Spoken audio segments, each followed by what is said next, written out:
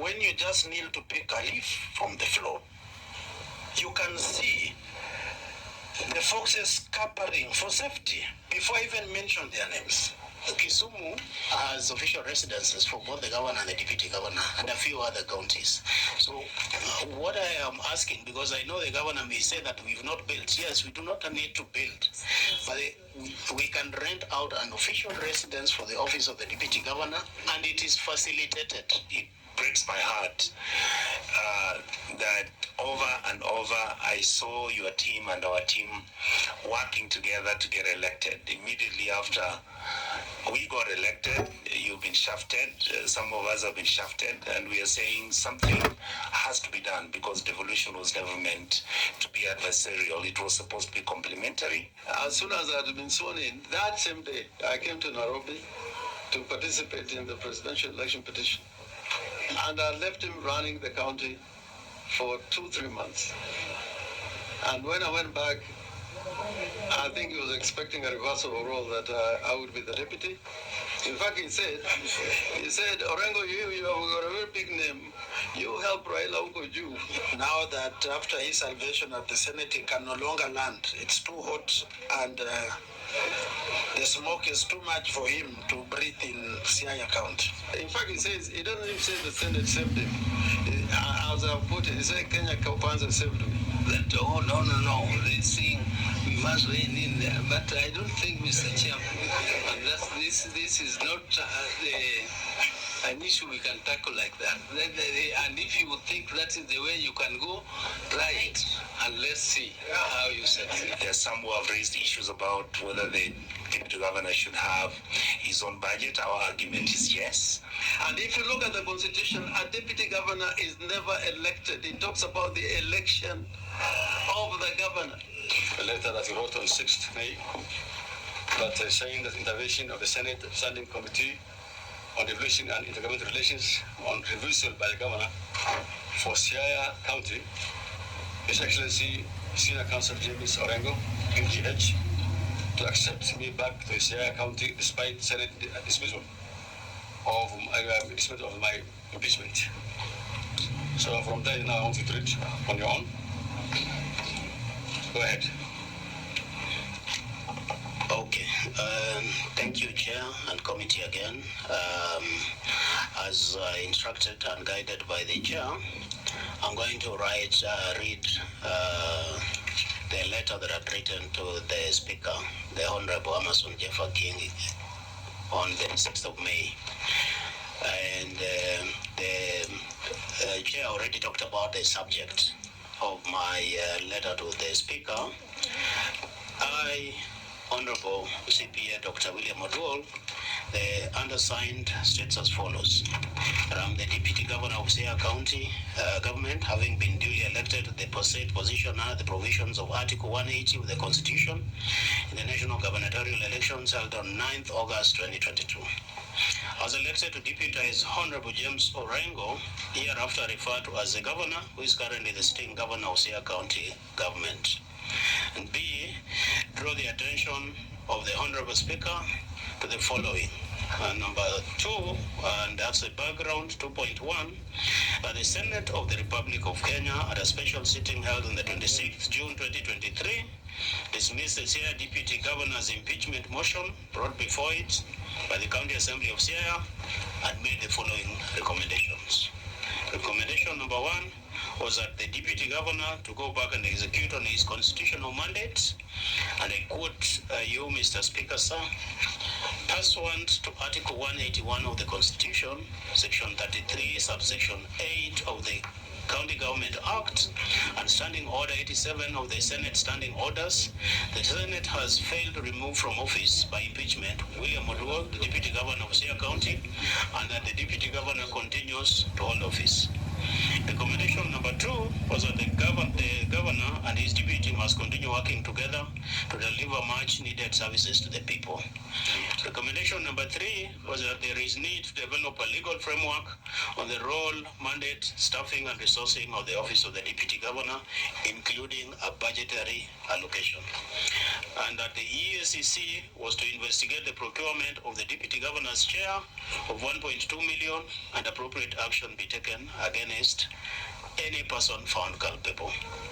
And the last recommendation from the Senate session was that the Office of the Auditor General to undertake a special audit of the Siaya County procurement processes to establish whether there was value for money and report the Senate within 90 days of tabling the Senate report on impeachment. That on my return to Siaya County Chair and Committee, following the unsuccessful impeachment, the governor, using his security and goons, physically ejected me from my office and locked all the doors, including the main entrance to my office.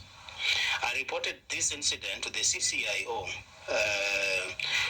Siaya, under OB number, which OB number is theirs, number 55/13/07/2023. Investigating officer Inspector Korese of telephone number 0728137110 on the 13th of July. This case is still ongoing. The governor, after unsuccessful impeachment, completely blocked me from any county activities, does not delegate to me any duties, has instructed executive members not to deal with me, has completely refused to invite me to cabinet meetings, as was the practice before, continues to withhold all my allowances and benefits, including fueling of my official vehicle, without explanation. Equally, my office is not facilitated and no petty cash reimbursement effected over the last 1 year, so the office is basically incapacitated. That the governor, through public pronouncements, impunity and bravado, has appointed the MCA for Siaya Town Ward, the Honorable Obiero Tare, as his acting deputy governor, while there is a substantive deputy governor, contrary to the Constitution and all other relevant laws and statutes. That the SRC circular of June 2022 on remuneration and benefits of state officers directed the governors and deputy governors be provided with official residences, whether owned or rented. This has not happened in Siaya County, therefore impeding effective service delivery to the residents. So to the specific issues that I raised with the Speaker and I raised through this committee, exclusion from the Siaya County Executive Committee meetings, that having been duly elected Governor of Siaya County Government, I am entitled to attend all the County Executive Committee meetings by dint of Article 179 of the Constitution. That sometime in April 2023, after my relationship with the governor deteriorated, I was completely excluded from the County Executive Committee meeting. That I have not attended any of the County Executive Committee meetings since April 2023. The County Secretary who convenes said meetings has never invited me to those meetings, as was the practice before. That on one occasion I attempted to attend the County Executive Committee meeting held on 27th April 23, but I was blocked from attending the said meeting by the governor's security officers and goons. That via a letter dated 28th April, I complained to the governor of my exclusion from the County Executive Committee meetings, but to date and even after the impeachment was dismissed, no action has been taken by the governor to ensure my attendance to the said meetings. And Chair and the committee, I will be presenting evidence of all the correspondences that I have been making complaints, letters duly received by the various offices, whether it's the governor's office, the county secretary's office, copied to the county assembly. That my exclusion from the county executive committee meetings of the Siaya County government is a deliberate, unlawful and blatant violation of Article 179 of the Constitution, which provides for the constitution of the county executive committee to include the county governor, the deputy governor, and the county executive committee members duly appointed by the county governor with the approval of the county assembly. That this position has obtained even after the dismissal of my impeachment, and the governor continues to be in contempt of the Senate decision and recommendations of the 26th of June 2023. The second issue that I raised with the Speaker and subsequently this committee is a withdrawal of utility car and county security officers. That on the 21st March 2023, the county government of Siaya withdrew my utility car and redeployed the county security officers attached to me without any reasons, explanations, or reference to me. That void letter dated on the 8th April 2023, I complained of the withdrawal of my utility car and the redeployment of the county security officers and the county secretary, but no action was ever taken to reinstate the said car and the county security officers. And the withdrawal of my utility car and redeployment of the county security officers attached to me without replacement and without reasons is unlawful and a violation of my rights under Article 47 of the Constitution. The third one was refusing to provide fuel for my official car. That the county government of Siaya, further without an explanation, stopped providing fuel for my official car since April 2023. I therefore fuel my official car while inspecting projects or attending to official duties of the county government of Siaya. I will also be presenting receipts of that I have been using to fuel the official car. I will be presenting a formal complaint letter that I had written to the county secretary, copied governor and the relevant arms of county government of Siaya. That via an internal memo dated 10th May 2023, I brought to the attention of the county secretary about the abrupt stop by the county government of Siaya to fuel my car, but to date the issue has not been addressed. That this deliberate failure by the county government of Siaya to provide fuel for my official motor vehicle is unlawful and contrary to the Salaries and Remuneration Commission recommendations on the remuneration of county government and benefits of state officers in the executive of the county government as per SRC circular. Chair and committee, again, I will be presenting for record to this committee the Kenya Gazette of July 2022, SRC Kenya Gazette that prescribes benefits attributable to the office of the deputy governor and those of that of the governor. Attempt to resolve the dispute. And I have made the following efforts to have the matters raised above addressed by the county secretary and the governor of the Siaya County government, but they have failed to offer any solutions or give satisfactory response. That via a letter dated 28th April 2023, I complained to the governor of my exclusion from the county executive committee meetings, but to date no action has been taken by the governor to ensure my attendance at the said meetings. That sometime in July and August last year, I reached out to Siaya County Luo Council of Elders through their chairman, Mr. Ayaga, expressing willingness to be reconciled with the governor, especially after the Senate recommendations, but this did not bear fruits as the governor was not willing. I've also reached out to some clergy and church leaders, especially Reverend Wachianga in Siaya, without much success. I even went further and made an impassioned appeal in all media outlets, but all this turned on deaf ears. That via a letter dated 28th April 2023, I complained of the withdrawal of my utility car and the redeployment of the county secretary officers to the county secretary, but no action was ever taken to reinstate the utility car. That via an internal memo dated 10th May 2023, I brought to the attention of the county secretary about the abrupt stop by the county government of Siaya to fuel my official car, but to date the issue has not also been addressed. That I have made the best efforts to have these matters addressed by the relevant authorities, all of which have failed to give us a satisfactory response. That I confirm that the issues I have raised above are not pending before any court or constitutional office, whereof I humbly pray to you, Mr. Speaker, and the Senate, and as a consequence, this committee, that the Senate directs the county government of Siaya to include and involve the deputy governor in all its county executive committee meetings as recommended after the impeachment dismissal. That the Senate directs the county government of Siaya to reinstate my utility car and county security officers attached to me to guarantee security. That the Senate directs the county government of Siaya to provide fuel for the deputy governor's official motor vehicle and to reimburse his monies expended in fueling of his official motor vehicle while performing official duties. That the Senate directs that the county government facilitates the office of the deputy governor reimburses its staff allowances and office petty cash. That the Senate Standing Committee on Devolution and Intergovernmental Relations conducts a visit to Siaya County for a fact-finding mission on the above-raised issues that have affected the smooth running of Siaya County affairs, which have worsened intergovernmental relations at the county level, and make appropriate recommendations. That the Senate directs that the county government provides the deputy governor with an official residence as per SRC circular of June 2022 on remuneration of state officers. It is immaterial, and this is important, it is immaterial that the county may not have constructed both the governor and the deputy governor's residence.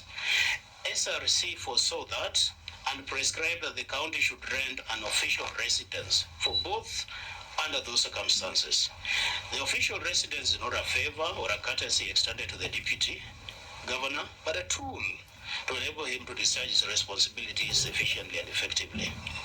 That the Senate compels EACC to provide a status update on the procurement of the deputy governor's chair of Kenya shillings 1.2 million, and whether appropriate actions have been taken against any person or persons found culpable. And that the Office of the Auditor General to provide a status report on the special audit of the Siaya County procurement process to establish whether there was value for money as recommended by the Senate. And that the governor of the Siaya County be personally surcharged for snubbing Senate recommendations and for contempt of the proceedings and decisions therefore. And lastly, my prayer was that the Senate, working with other arms of government, prioritizes and accelerates the anchoring of the duties, roles, and responsibilities of the deputy governors. This clear delineation of roles and duties should also be accompanied with a deliberate budgetary allocation to enable the office of the office function without political interference from the office of the governor or other quarters. Honorable Speaker, in the spirit of reconciliation, promotion of good governance, and ensuring the realization of the objects of the devolution, I write to you to invite the Senate Committee on Devolution and Intergovernmental Relations and the Senate at large to intervene on this matter and ensure that the interests of the county of Siaya, its citizens, and government is protected.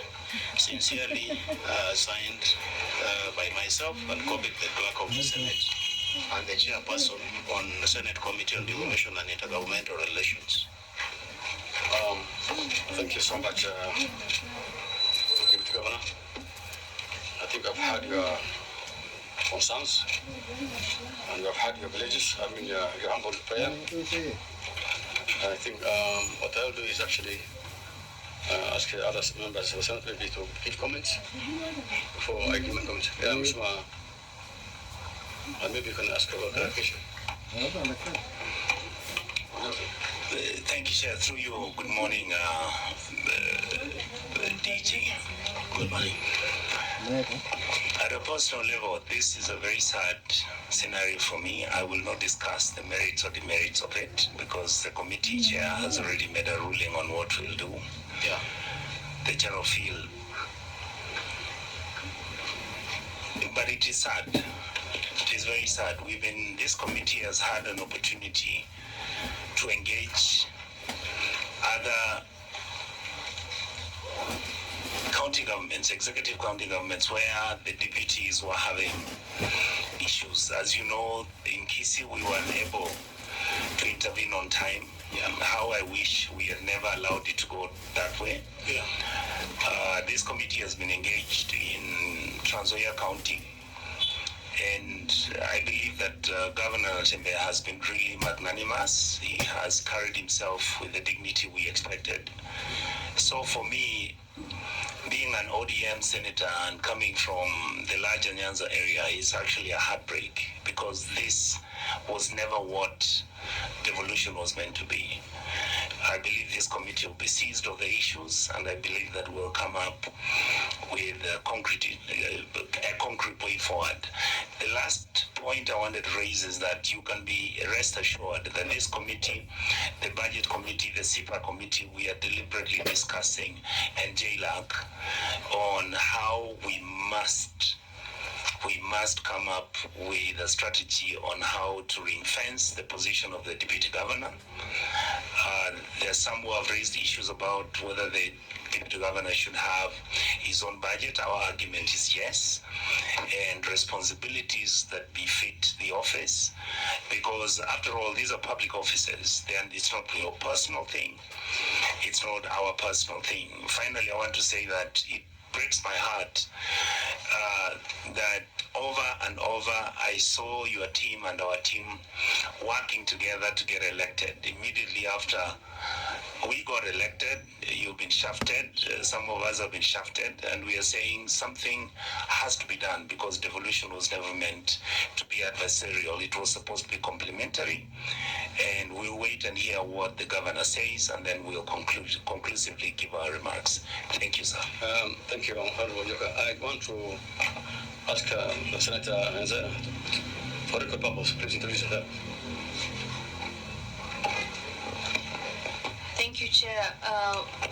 Sorry, Your Excellency, and all protocol observed. Good morning. Is it morning? It's good afternoon. Good afternoon.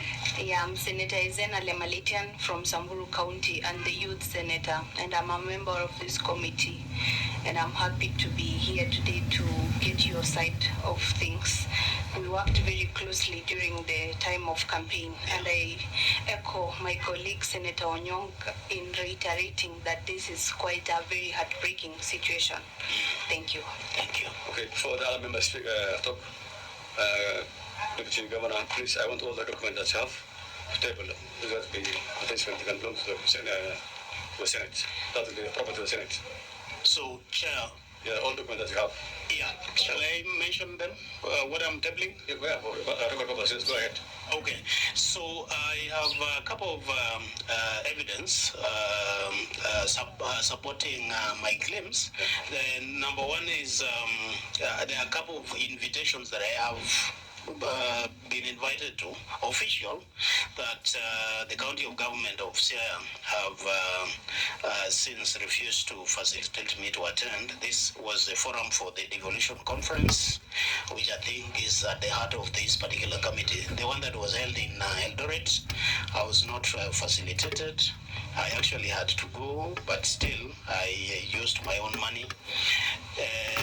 I also have one on the Sugar Authority that was taking place in Western. Again, I was not facilitated. I have claims for fuel reimbursements, because they're going to ask, perhaps, have I ever asked for reimbursement and what happened? I have claims that I made in the month of August last year for about, this is just one of them, and there are many. I just brought one, which is about 357,000 Kenya shillings, because I also repair. I'm the one who repairs the official car. I am the one who services it. So I have claims with requisitions sent to the office of the Department of Governance, and it was turned down. I have a letter that I wrote asking about fuel, because they are going to say I never asked and I never complained, that I'm submitting for your perusal. I have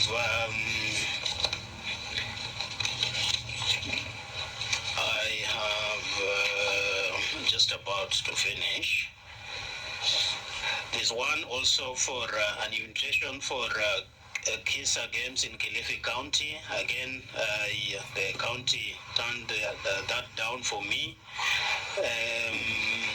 The last one, minutes of cabinet meetings, where I complained about me blocked from attending the cabinet. I have a letter, a complaint letter. And by the way, in all these letters, I would make sure that governor has visibility, and the county assembly, including the chair of governance and committee at the county assembly, the committee in charge of oversight. I would copy them, but of course nothing. Yeah, they are all received. They are stamped received. I have requisitions for allowances for me and my staff here that have never been paid. 134,000, 400,000. I have for want of time,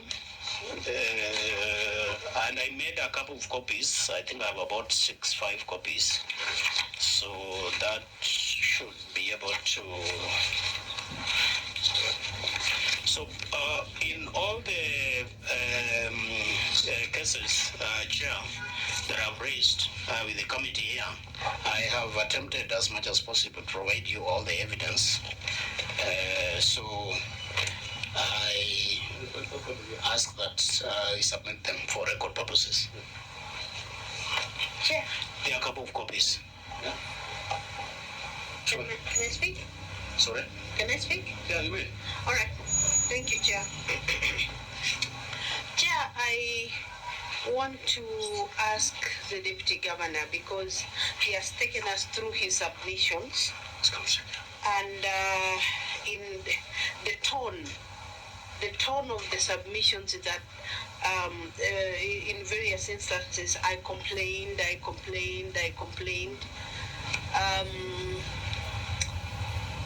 I don't know whether to you does that sound reconciliatory?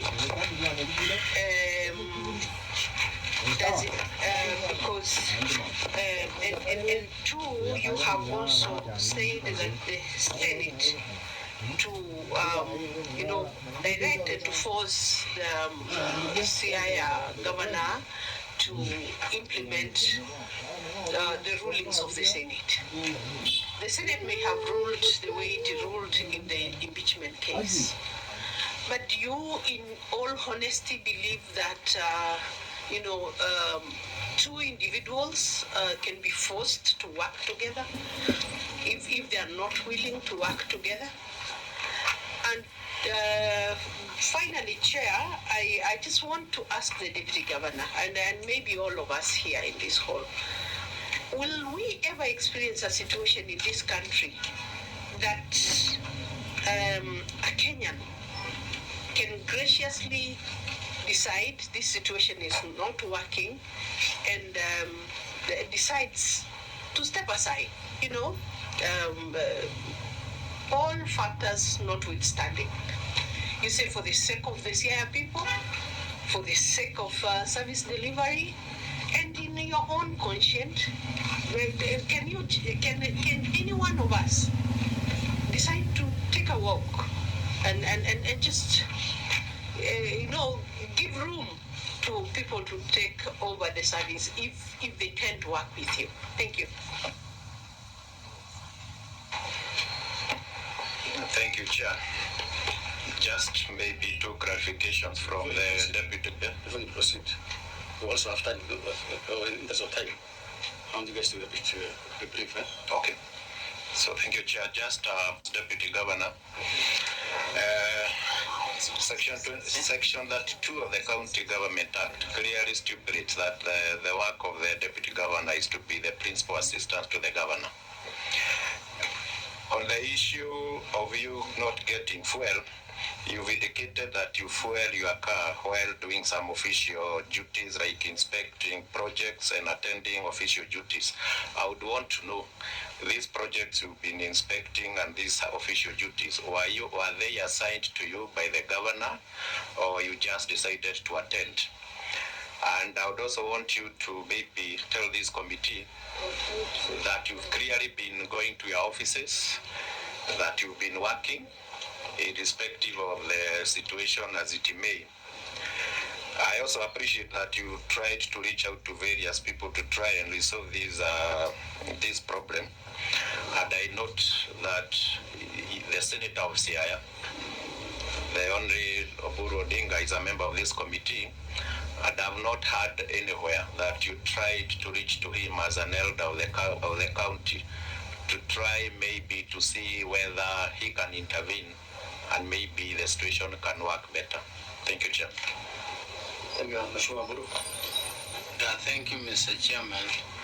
Mr. Chairman, I want to welcome William Oduol and his team to this committee. All of them are well known to me. So, Mr. Chairman, I don't want to be prejudicial, because I'm from Siaya. So, Mr. Chairman, I want the committee to make their decision without my possible prejudices as a member of the Siaya community. But this letter, Mr. Chairman, to me appears to be non-reconciliatory. I want you to order the governor to do this, order the governor to do this.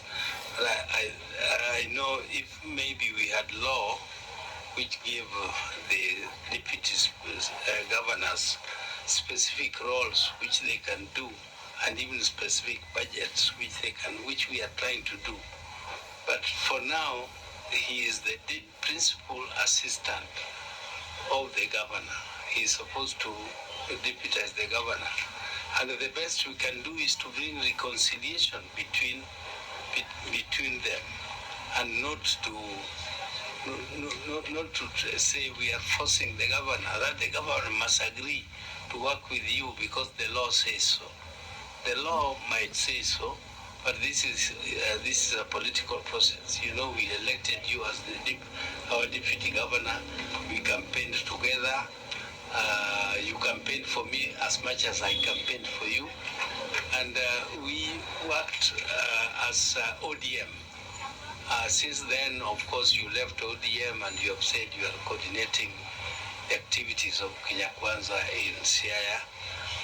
And this one you have said publicly, and that you are leading the opposition. I don't know how Senator, is that official? Oh, well, it is official. You said it publicly. If it is, you say it publicly. So it is not something which is not.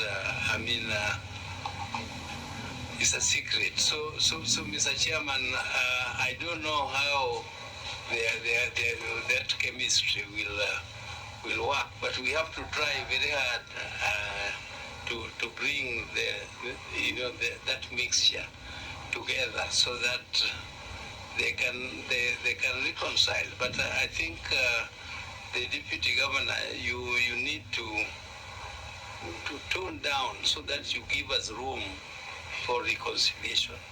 If you are saying that, because all the letters that you have given to us here that you attempted, these were before the impeachment process.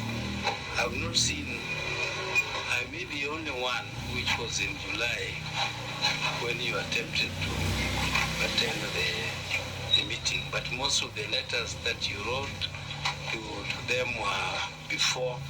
All of them were in April and May.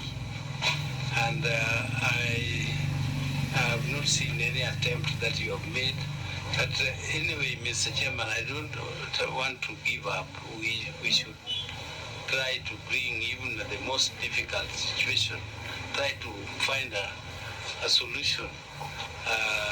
Personally, Odul is my friend, and we have been together long, and he has not talked to me. I just hear him in the press, very loud in the press. So I don't know, Mr. Chairman, how we are going to do it. But I expect you, Mr. Chairman, to try some some way of bringing reconciliation. Not saying that we are going to find a way of dealing with the governor or dealing with the dual. His case had already been determined by the Senate. The Senate said he should go back to his office. He has gone back. He has an office there. He has a car. But the complaint here is not being fueled. Another one was withdrawn. So let's see how we can get those ones back. Okay. Thank you, Senator. Senator Kadari Muma.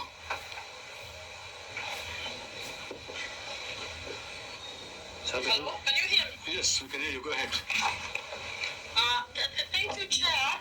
And I'd like to welcome the DG and to actually thank him for trying to make the effort for reconciliation. But as Senator Oburu says, we need to be clear on whether it is reconciliation or whether we just want it is part of the ping pong going on. Chair, it is sad that the issue of governors and DGs is a big problem in many counties, and to assure DG that as an overall, we are concerned as the Senate and the Senate Devolution Committee on how best we can improve working relationships between governors and DGs. Now, looking at your submission, there are a few things I want to ask. You've given us the black and white legal perception of, legal, you submitted the legal part of the story. What you have not submitted, DG, is the political part of the story. Honorable Chair, soon after the impeachment process, there was immediately a follow-up of some political process. And I come in, I must admit and declare the interest that I come from Nyanza, so I'm able to see the political process there. I remember, DG, and you will correct me if I am wrong, there were enough public meetings where you said you are now the official opposition to Siaya County, and you are going to be the ones to oversight. I remember that. And I also remember you moving and saying you will be the one to inspect national government processes, and there are clips to this extent. Now, of course, that was, in my view, the natural response that would be there given the serious adversarial process that has been between you and the governor. And what I want to ask myself, what I want to ask you to tell us, are you seriously seeking a... Hello?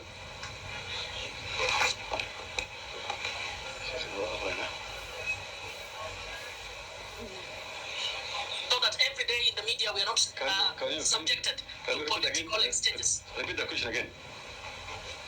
Hello? Yeah, repeat the question. The question is this, does DG want a reconciliation, or is this part of the political scoring that is happening between DG and governor? And I will ask the governor the same question. That does the governor, what can the governor do in order for us to reconcile these issues? You made a number of requests. One of them is that we direct reimbursement of monies given to you while you are on official duty. At the same time, you're telling us you have not been allowed to work. So I would want DG for you to tell us what official duties have you been working on in respect of which you want us to direct reimbursement. Number two, I think I have not managed, and colleague secretariats, please check for us.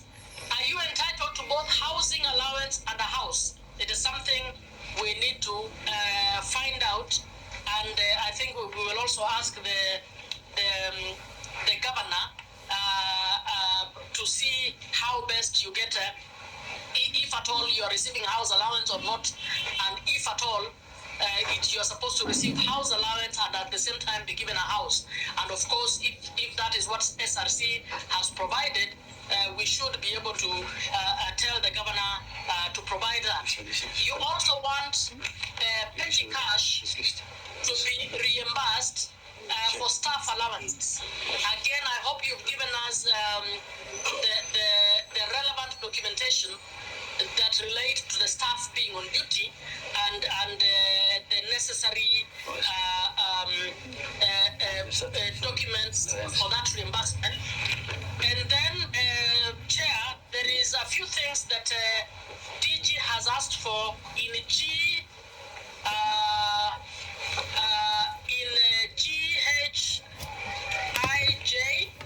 I agree with Senator Tobiko that when you say you want governor to be personally surcharged for not responding to letters you've sent to the county secretary, again, I don't know whether that is adversarial or whether that is conciliatory.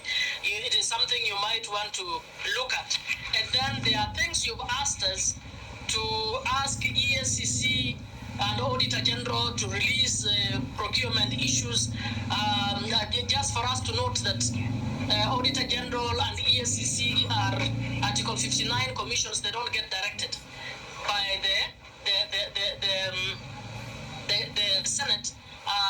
It suffices that we actually wrote after the impeachment that we will get to try and get the detail. I don't think you can then tell us to direct them to actually move the whole thing. I hope you've given us your evidence on the appointment of an MCA as an acting DG. I have no clue. That is a completely alien process if it has happened, and I hope you have given the necessary evidence to show that Senator Orengo has, why am I calling him Senator? That Governor Orengo has indeed appointed an acting DG. But Chair, I hope we can then help get to resolve this issue. Thank you very much. Okay, any more questions? Thank you, Chair. I want you, Chair, to apply the same dose of briefness as my Deputy Able Vice Chair has equally enjoyed herself in diaspora, giving us a lecture, Honorable Chair. Senator. Honorable Chair, what is coming out here clearly is a scenario where deputy governors are supposed to be on their knees, begging for attention, begging for resources, begging for roles, and equally now they are being subjected to come to Senate on their knees to request that they be given their roles as enshrined in the Constitution. From what my good deputy governor has elaborated, it is in black and white that what he ought to get, he is not getting it. He has mentioned of attempts by goons and county security enforcement officers to stop him from accessing the offices and his duties. This is a grave attempt by the so purported proponents of devolution at that time when we were young people to stop a deputy governor from doing what he ought to do. People differ politically, it is fine. But when it comes to matters legislation and devolution and the interests of the people of Siaya, those things must be put aside and allow devolution to work. Honorable Chair, I'm afraid that this committee seems to expect our deputy governor to come here singing dirges, mourning here, and begging for forgiveness for sins he has not committed. He has a right to ask that the relevant government departments do their work. In fact, it is this House that must expedite and take cognizance of the issues he's raising, because our role is to safeguard the interest of counties. And if he is raising concerns of corruption, even nepotism, then it is us to pick it up.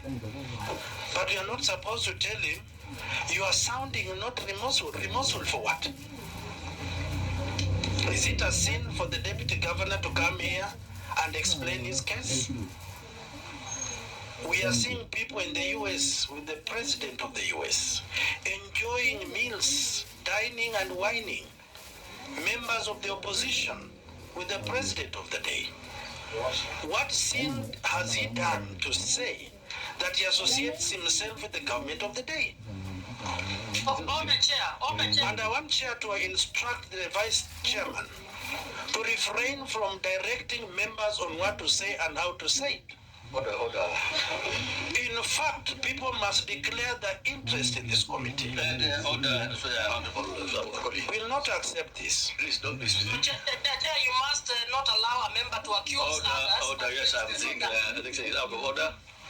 And request In our community chair, it is said that a suspicious and thievish dog will run when you just kneel to pick a leaf from the floor. You can see the foxes scampering for safety before I even mention their names. I want to request this committee. please. Chair, please take that. Order, Deputy Vice Chair. Honorable Cody, please. Please be very careful. Let me be gentle now. Leave out of politics now. I've had members ask if someone can simply say, I throw in the towel and go home because things can't work. This is politics. People can't just throw in the towel for what they have invested in, resources, time, energy, simply because people don't want to follow the law. The same can be applied with the governor. He can also throw in the towel and allow the deputy governor to take charge. It is in the law.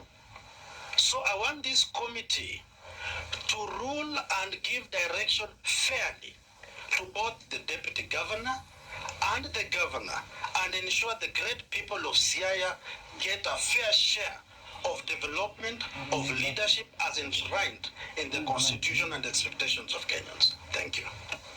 Okay, Chair. please. Let's be a bit serious again. Yeah. Don't go into Mine politics. is short. I never give lectures.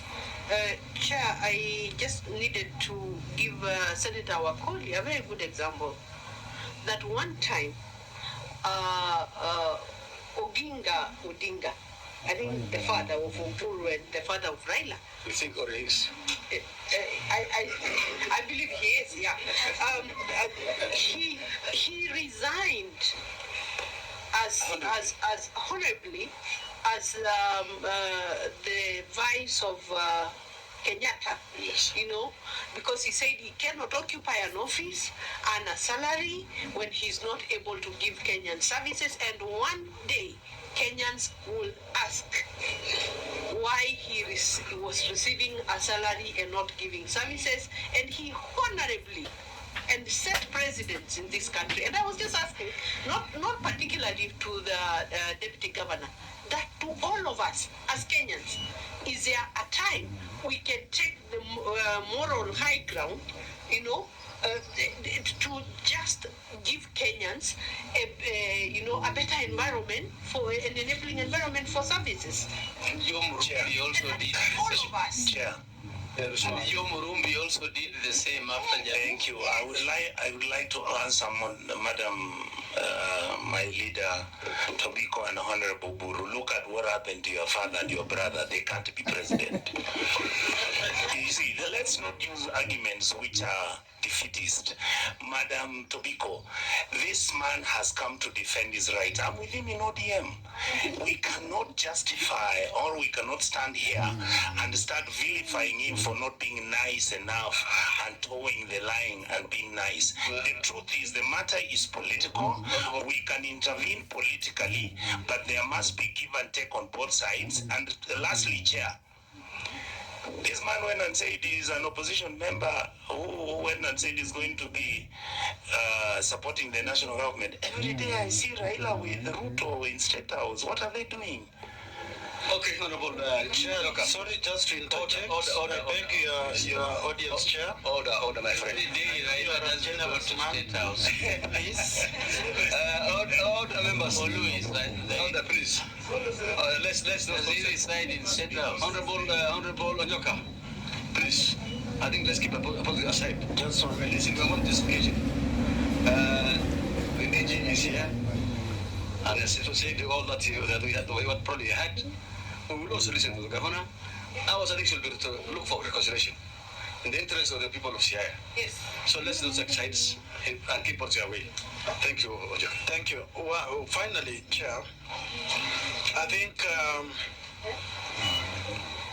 the nature of devolution, when you see enforcement officers behave in a certain manner, the ministry, the CC Finance, and all that is, tightening the channels of resources to the deputy governor, there must be a source of instruction. And if by law, these are opportunities and logistics that a deputy governor must get, and is not getting, not by default, by design, we must call them to order. We are not in a society where we serve because of somebody's benevolence. Chairman, you are still encouraging lecture. Honorable Rafoli, please. Chair, I think I have already... I have not reached conclusion. The committee will decide. We have and all those will be allowed. I'm just raising the concern. Yes, you raise this concern. And I feel the boil is about to burst. Let us allow it to continue, Honorable Chair. Okay. Honorable members, please. I think you have seen a long way, and time is not on our side. Anything to do, any recommendations we'll do ourselves. When we are alone, then we can say anything. Now that let us not be trigger happy or the camera happy. We will be able to manage these things.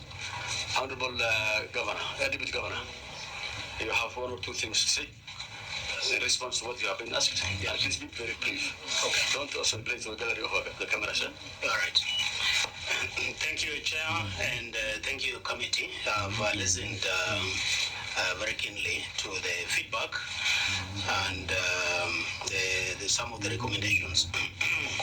So I would like to mention from the outset that yes, I am seeking the intervention of this committee to see if there is a way in which we can provide service for the people of Sia County. Because today, opinion is divided, but I did bring in votes, just like Governor also brought in votes. Sia County today is divided in the middle. There are those who support me, there are those who support the Governor. The overall objective, the primary driving force is service delivery to the people of Sia County. And this is what is driving me towards ensuring that there is reconciliation between the Governor and the Deputy Governor. Senator Perez talked about me resigning. Resigning is not going to be an option at this point. And I am going to be the Deputy Governor for Sia County until 2027. And the reason I say this, and I say this with humility, it is important that we inculcate good manners and hygiene in our politics. Oftentimes you see governors and deputy governors during elections bosom friends very close. And after elections, the governors do not want to even get closer to their deputies. Morality can never be legislated, or good manners can never be legislated. It is important that those of us that believe in good governance tough it in so that we do not perpetuate bad manners from would-be other governors. So I am not going to resign. I am in for the long haul. Senator George talked of me being a principal assistant to the governor, and that's true. I am the principal assistant to the governor, and you also principal assistant to the governor, yes. And then you also asked whether I've been going to the office. Yes, initially when I came from the Senate, I used to go to the office a couple of times. But now I have been making technical appearances because the governor has decided not to delegate any duties to me. And the other public pronouncement that I made, which I agree, I think it's either Senator Perez or Catherine Moma that talked about it, that I said, if the governor, because the media asked me, so if governor is not assigning responsibilities to you, what are you going to do? I said that, yes, I will still hold the county accountable. I will ensure, because we had a manifesto that we sold to the people. I said I will still go and inspect those projects that are taking place across Siaya County. And once in a while, my resources allowing, I would use my resources, the fuel, to go and inspect those projects, just to ensure that service is still delivered. Senator Oburu, as to whether, or he talked about me being ODM Kenya Kwanza, I think that's really neither here nor there, because we have seen political formations and shifts. Of course, our party leader, Raila Amolo Odinga, is continually with President Ruto. And he also said that he only hears me about me making noise in the press, that I have not talked to him. Senator Oburu, Chair, if you allow me, is known to be fairly truthful, usually. But on this one, he has not been truthful. Because when this thing started, he is the one that I went to, and he met me at United Kenya Club, together with my friend here. The one who invited, who called. Yeah, yes, Senator. Yeah, so, and then after the Senate dismissals, he went ahead and made pronouncements that was anti-reconciliations, pronouncements that were anti-me going back to Siaya. So I formed then the opinion that he would not be an objective arbiter in this particular instance. So that's why I did not reach out to him, but I would still welcome his counsel and intervention. And Senator Oburu, you will also agree with me that yes, I used to make noise before the Senate made its pronounced itself on this matter. From July last year, since the Senate made a decision, I want to challenge anybody to tell me if I have been to any press, if I have said anything. I already pronounced myself. I already talked about the issues that I thought were fundamental. And since that time, Chair, I have been very quiet, observing from the background and trying to give reconciliation an opportunity. Senator Catherine Muma talked about the house allowance and official residence. Now, there's a difference. The office of the governor and the office of the deputy governor are entitled to official residences, separate and distinct from the house allowance. The official residences are supposed to be in counties either built or rented out. Kisumu has official residences for both the governor and the deputy governor and a few other counties. So what I am asking, because I know the governor may say that we've not built. Yes, we do not need to build, but we can rent out an official residence for the office of the deputy governor, and it is facilitated by the county government.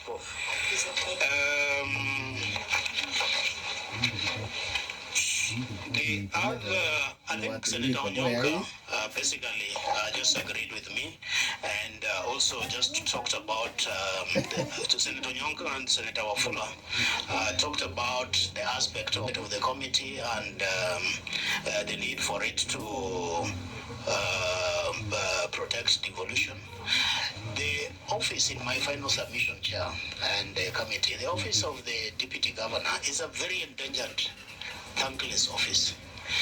It behoves this committee, and I'm glad that various committees are working on the office of the Deputy Governor. It is really not so much the roles and the responsibilities. That office needs to have budgetary allocation. If it has its own budget, whether it is 10% of the governor's 100% budget, whatever it is, there we will not have these rankles that we have. The deputy governor would come to the office and go and, carry out their activities. If I had a budget in my office would be fuel in my car. I would be able to attend official functions, those invites that governors use as carrots to dangle. So I'd like to ask this committee, together with the other committees, to look at the office of the deputy governor with a view to anchoring it if not on the Constitution, but on the County Government Act. Devolution, again, needs to work, and we are relying on this committee to make it work. Thank you. Okay, I think, sorry. I think the Governor, I think we have had your, all that you have said, and I think you have all the right to present your problems. Thank you for presentation, but I have... Chair, sorry, there's something else I forgot to share with your permission. Yeah. Senator Muburu mentioned that the letters that I've submitted are all...